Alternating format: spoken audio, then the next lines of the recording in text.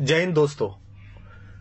मुझे पता नहीं आप किसको सुन रहे हैं, कवि कुमार विश्वास को, एक राजनीतिक पार्टी में काम करने वाले कार्यकर्ता को, सोशल एक्टिविस्ट को, पर थोड़ी देर के लिए मुझे मत देखिए, मैं जो कहना चाह रहा हूं वो सुनिए। पिछले 2 दिन से सोशल मीडिया पर एक वीडियो देखा जिसमें कश्मीर में लोकतंत्र का सबसे बड़ा महापर्व चुनाव निर्विघ्न कराने के लिए गए हुए भारत के कुछ बेटे, हिंदुस्तान के कुछ वीर सिपाही, अर्धसैनिक बल सड़क पर जा रहे हैं और वहां कुछ शोहदे, कुछ लफंगे उनको थप्पड़ मार रहे हैं, गालियां दे रहे हैं, उनका हेलमेट छीन रहे हैं। वो सशस्त्र हैं, उनके हाथों में राइफल हैं, लेकिन उनके पैरों में इस तथाकथित कानून और कुछ मानवाधिकारों की बेड़ियां हैं। मुझे 2 दिन से बड़ी बेचैनी है इस बात की कि इस पर क्या किया जाए। मैंने बहुत सारी प्रतिक्रियाएं देखी। लोग कह रहे हैं देखिए हमारे सैनिकों में कितना धैर्य है। कुछ लोग कह रहे हैं कि नहीं ये तो मानवाधिकार की बात करने वाले लोगों को जो कहते थे उनको अकल आनी चाहिए, देखिए वहां के लोग कैसी बातें कर रहे हैं। क्या हम इस देश में कुछ देर के लिए, कुछ वक्त के लिए अपनी अपनी पार्टी, अपने अपने नेताओं की चापलूसी और उनके घेरे से बाहर आके सोच सकते हैं?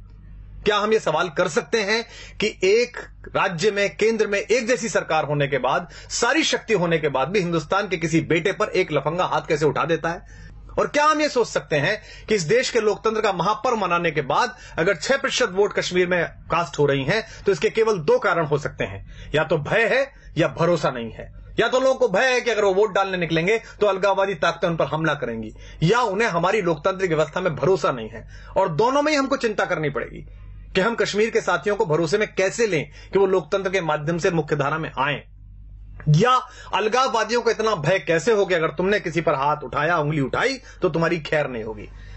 लेकिन हमें कहां चिंता है, हम अपने अपने रहनुमाओं के पीछे फिदा हैं। मोदी मोदी, अरविंद अरविंद, राहुल, हमारे पास चेहरे आते रहते हैं। Indira is India, India is Indira, Modi राज आ गया, योगी राज आ गया, AK राज आ गया, राहुल गांधी जीत गए। हमें पता ही नहीं है कि कुछ वक्त का काम है। मोदी हो, राहुल हो, अरविंद हो, योगी हो, कोई भी है, 5 साल, 10 साल, 25 साल, देश 5000 साल का है और मेरे और आपके जाने के बाद हजारों वर्ष रहेगा। लेकिन सोच के देखिए कि आप कंधार से लेकर ब्रह्म प्रदेश तक थे, लेकिन हमारी इन्हीं चुप्पियों ने और हमारी अपनी अपनी रियासतों, अपने अपने राजाओं के प्रति इन्हीं निष्ठाओं ने इस देश के टुकड़े करा दिए और हम चुप बैठे रहे। और आज हम अपने पूर्वजों को कोसते रहते हैं कि उनके रहते कैसा कैसे बट गया, हमारे रहते हो रहा है। दुष्यंत का एक शेर है, रहनुमाओं की अदाओं पे फिदा है दुनिया, इस बहकती हुई दुनिया को संभालो यारो।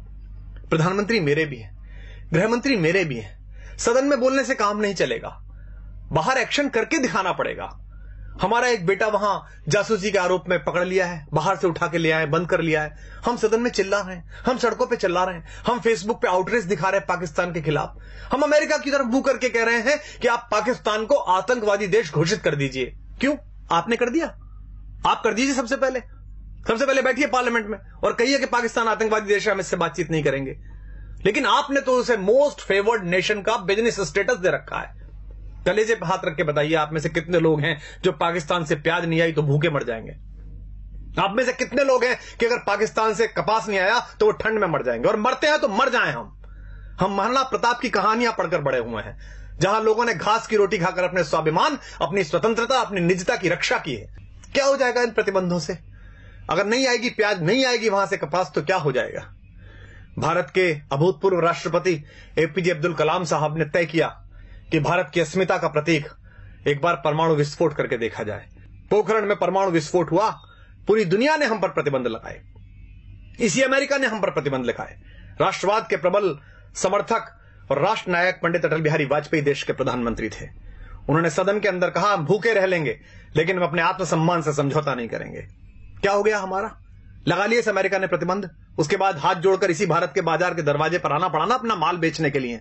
125 करोड़ हैं हम, पूरी दुनिया का फैसला कर सकते हैं। इनके बाजार बंद हो सकते हैं हमारे कारण, इनकी दुकानें बंद हो सकती हैं हमारे कारण। इसलिए तय करिए, इन प्रतिबंधों से डरना नहीं है, इनकी गीदड़ भभकियों से नहीं डरना है। ये 2-2 साल, 400-400 साल पहले आजादी लिए हुए देश, ढूंढे गए देश, अपने थोड़े से भौतिक बल के बल पर इस देश की आध्यात्मिक चेतना और इस देश की शक्ति को आंख दिखाते हैं। हम उस विवेकानंद के वंशज हैं जिन्होंने उस पराधीनता के समय पर भी शिकागो में जाकर दुनिया के धर्मों को यह बताया था कि हम लेडीज एंड जेंटलमैन वाले नहीं, भाइयों और बहनों वाले देश हैं। अयम निजः परो वेति गणना लघुचेतसाम उदार चरिता नाम तु वसुधैव कुटुंबकम। इसलिए हम वसुधा को कुटुंब समझते हैं, लेकिन यह भी ध्यान रखिएगा, युद्ध की संभावना में जी रहे सब देश सुन लें, युद्ध भी है, बुद्ध भी है, जिसे चाहे उसे चुन लें। एक देश अगर आपकी तरफ इतने खतरनाक इरादे रखता है तो आपका व्यवहार समझ में नहीं आता, आप स्वधर्म में ही नहीं, आप तय ही नहीं कर पा रहे कि क्या करेंगे। इस देश को, लोगों को एक बार तय करना पड़ेगा कि हमारा स्टैंड क्या है। तो आप सबसे अनुरोध है कि ये जब कहा गया कि रहनुमाओं की अदाओं पर फिदा है दुनिया, इस बहकती हुई दुनिया को संभालो यारो, तो दुष्यंत ने इसी गजल में यह शेर भी कहा था कि कौन कहता है कि आकाश में सुराख नहीं हो सकता, एक पत्थर तो तबीयत से उछालो यारो। अगर आप राष्ट्रवाद का नाम लेकर लोगों का विश्वास मत हासिल करेंगे और उसके बाद राष्ट्रवाद के प्रबल प्रवर्तक बेटे वहां थप्पड़ से पीटे जाएंगे तो लोग आपसे सवाल करेंगे। अगर आप भ्रष्टाचार मुक्ति का पर्व लेकर दिल्ली में सरकार बनाएंगे और उसके बाद आप ही के लोग भ्रष्टाचार के घेरे में होंगे और आप मौन हो जाएंगे, उन्हें बचाने की कोशिश करेंगे, तो लोग आपसे सवाल पूछेंगे। क्योंकि सरकारें आनी जानी है, 5 साल 10 साल इन हवेलियों में, इन महलों में, इन 7 रेसकोर्स में, मुख्यमंत्री निवासों में आपकी अस्थियां नहीं गाड़ी जानी। ये देश याद रखता है फकीरों को, ये देश याद रखता है गांधी को, ये देश याद रखता है जयप्रकाश नारायण को। इसलिए आप सबसे अनुरोध है कि अपने अपने कोटरों से बाहर निकलिए, अपने अपने ब्रैकेट से बाहर निकलिए। संकट बहुत बड़ा है, इसे हम सामान्य समझ रहे हैं। आपके रहते, आपकी सरकार के रहते, हम सब के रहते कश्मीर में कोई भी हिंदुस्तान का झंडा चला देता है। हम किससे उम्मीद करें? कवियों से उम्मीद करें? हम पिछले 10 साल से कविता सुन रहे थे, आत्महत्या की चिता पर देखकर किसान को नींद कैसे आ जाती है देश के प्रधान को। पिछले 3 सालों में 30,000 अन्नदाता, 30,000 भूमि मां के बेटे किसान आत्महत्या कर चुके हैं। पिछली बार भी की थी, मनमोहन सिंह जी की सरकार थी तब भी की थी। इन आंकड़ों के खेल में क्या उलझना? हम जंतर मंतर पर बैठे थे, हमारे सामने भी एक किसान फांसी पर झूल गया था, हमें भी नींद आनी बंद हो गई थी। लेकिन क्या इस पर कोई करेक्टिव मेजर्स उठा सकता है? देश के बड़े बड़े सेठों के 50-50 हजार करोड़, 60-60 हजार करोड़ रुपए के कर्जे माफ कर दिए जाते हैं। कोई भी आदमी हिंदुस्तान का 20,000 करोड़ रुपए लेकर लंदन भाग जाता है पार्लियामेंट का मेंबर होते हुए, और हम चुप बैठे रहते हैं। और किसान अपने मृतक किसानों के नरमुंड लेकर जनता मंत्र पर बैठे रहते हैं और हम कहते हैं कि इस पर नहीं बोलेंगे चूंकि हमारे दल की अभी सरकार है। सरकारें किसी दल की नहीं होती, सरकारें देश की होती हैं। प्रधानमंत्री, मुख्यमंत्री, रक्षा मंत्री, गृह मंत्री ये किसी सरकार के हिस्से हैं, लेकिन ये देश के लोग हैं, ये किसी पार्टी का हिस्सा नहीं है। इसलिए दिल्ली के राज सिंहासन पर कोई भी बैठे, 5 वर्ष बैठे, 10 वर्ष बैठे, ईश्वर करे 20 वर्ष बैठे, जब तक ईश्वर उसे पास बुलाए तब तक वो वहां बैठे।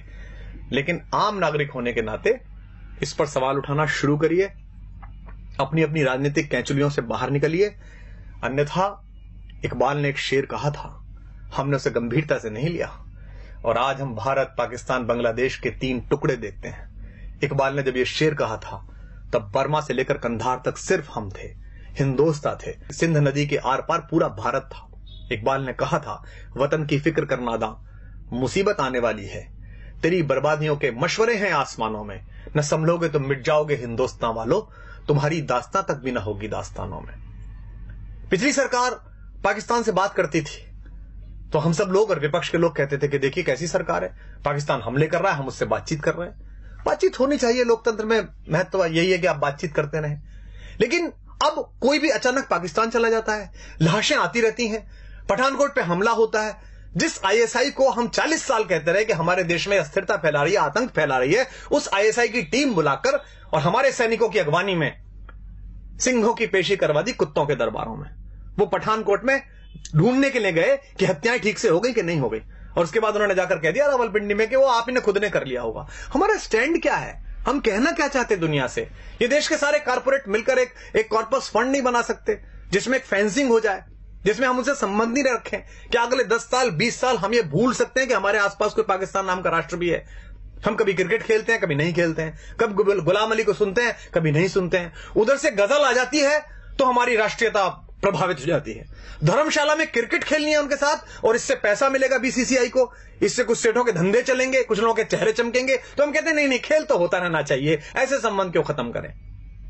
तय करिए कि देश है कि धर्मशाला है, कोई भी कहीं से घुसेगा या नहीं घुसेगा। सरहद पार भारत के जाबाज सैनिक एक ऑपरेशन करके आते हैं, सर्जिकल स्ट्राइक, पूरे देश का सिर गर्व से तन जाता है। कुछ लोग उसमें भी राजनीति करना चाहते हैं, कुछ लोग पोस्टर लगाकर उसका श्रेय लेना चाहते हैं, कुछ लोग सरकार से वो श्रेय छीनना चाहते हैं। दोनों ही गलत हैं। उन सैनिकों को सलाम जिन्होंने बहादुरी के साथ भारत माता का मान ऊंचा किया और घर में घुस के उन आतंकवादियों को मारा। लेकिन उसी सेना का एक सिपाही हमसे शिकायत करता है देश से कि भाई आपके नेता आपके अफसरों की मिली भगत से मेरी दाल वो खा गए, मुझे हल्दी का पानी पीना पड़ रहा है, तो हम चुप हो जाते हैं। हमको लगता है नहीं अब चुप रहो, सरकार तो अपनी है।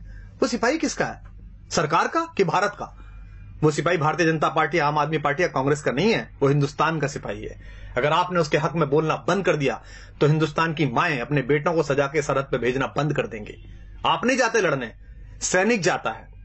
इस उंगली में एक पिन घुसा कर देखिए, उससे पता चलता है कितना दर्द होता है। वो सीने पर गोली खाने के लिए तैयार रहता है आपकी दृढ़ता के बल पर। एक सिपाही कहता है कि मुझसे काम कराए जा रहे हैं घरेलू, मेरे प्रति अत्याचार किया जाता है, तो वो गायब हो जाता है, मृत मिलता है, और हम बोलते नहीं है इस पर। मुझे भी याद है, मैं बहुत छोटा था, डॉक्टर मुरली मनोहर जोशी देश के एक बहुत बड़े राष्ट्रवादी नेता, भारत के मानव संसाधन विकास मंत्री बने बाद में, एक प्रखर वक्ता, एक बड़े पढ़े लिखे व्यक्ति, वो लाल चौक पर तिरंगा फहराने के लिए गए थे। जो आज देश के प्रधानमंत्री है नरेंद्र भाई मोदी, वो उस यात्रा के संयोजक थे। हम बड़े खुश थे। हमारे यहाँ कविता लिखी बलबीर सिंह करुण ने, कुछ देशभक्ति के मंत्र वहां हमने जाकर बांचे तो हैं, हम देशद्रोह के विषधर के फन पर चढ़कर नाचे तो हैं, आतंकवाद के अंधड़ को आगे बढ़ ललकारा तो है, धीमा ही सही तमाचा पर उसके मुंह पर मारा तो है, लो हमने जिद पूरी कर दी उस लाल चौक तक जाने की, अगली बारी रावलपिंडी पर यह झंडा फहराने की। हमने कविताएं पढ़ी, तालियां बजाई, मुझे अब भी रोमांच हो रहा है। बहुत अच्छा लगता है जब प्रधानमंत्री दिवाली की छुट्टियों पर सियाचिन जाते हैं, उन सैनिकों को बताने के लिए जाते हैं कि आप मेरे घर के मेंबर हैं। क्या हम में से ऐसा कोई नहीं कर सकता? क्या देश के प्रधानमंत्री, रक्षा मंत्री, देश के गृह मंत्री, मैं साथ चलने के लिए तैयार हूं, आप सब साथ चलने के लिए तैयार हैं। वो पूरे कश्मीर को अपने साथ लें और कश्मीर के लोगों से कहा आइए इस बार का 15 अगस्त लाल किले पर ध्वजारोहण के बाद 2 बजे ध्वजारोहण लाल चौक पर होगा। इतना बड़ा झंडा लगाएंगे हम कि उसकी छाया और उसकी फहर फहर पाकिस्तान तक दिखाई देगी। लेकिन हम बोलते नहीं हैं। लेकिन मैं बोलूंगा और आपको भी बोलना पड़ेगा, क्योंकि स्वर लय ताल छीन लो चाहे, प्राणों से भैरव गाएंगे। हम भी अगर नहीं बोले तो खुद को क्या मुंह दिखलाएंगे? अपनी संततियों के लिए, अपने समय के लिए और अपने देश के लिए खुद को तैयार करिए।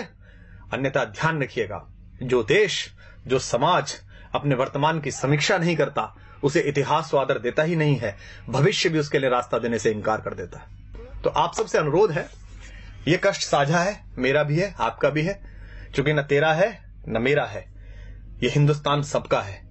नहीं समझी गई ये बात तो नुकसान सबका है। मुझे आशा है कि युग के इस छोटे से चारण की, युग के इस छोटे से चंद्रबरदाई की आवाज इन नवीन पृथ्वीराजों के कान तक पहुंचेगी, इन चंद्रगुप्तों के कान तक पहुंचेगी, चाहे वो दिल्ली के छोटे सिंहासन पर हो या दिल्ली के बड़े सिंहासन पर हो। और आशा है कि अपने सामान्य से नागरिक, एक सामान्य से कवि, एक सामान्य से कार्यकर्ता की बात सुनकर वो इस देश के बारे में गंभीरता से वही सोचेंगे जो ये देश सोचता है। अगर आपको बात ठीक लगी हो तो इसे दूसरों तक पहुंचाइए, इस आवाज को इतनी बड़ी बनाइए कि इस देश की सरकारों को, इस देश में पॉलिसी तय करने वालों को, इस देश की गति नियति की दिशाएं तय करने वाले उन सब लोगों के कानों तक, उनकी आंखों तक ये आवाज पहुंच सके। जय हिंद, जय भारत, वंदे मातरम।